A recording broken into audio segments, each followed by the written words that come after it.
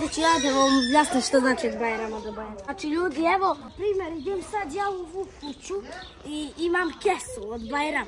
Ja trebam da kažem od Bajrama do Bajrama i oni će meni da daju bambone. Do Bajrama. Kajt. Bajrama do Bajrama.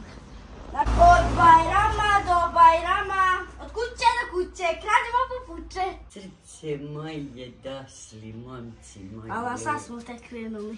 Jel? Jeste. Pa neka vam je sa srećom. Hvala. Sladiš najel? Uzmi. Hvala. Od Bajrama do Bajrama. Oho, hvala. Kako si stringao? Evo, visi mi. Hvala, da. Evo kazat. Znam, pojasi mi sve. A da ne?